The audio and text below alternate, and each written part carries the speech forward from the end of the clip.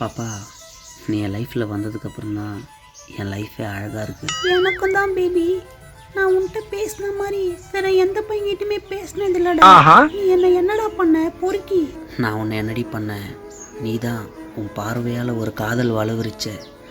அந்த வலைக்குள்ளே விழுந்தவன் தான்.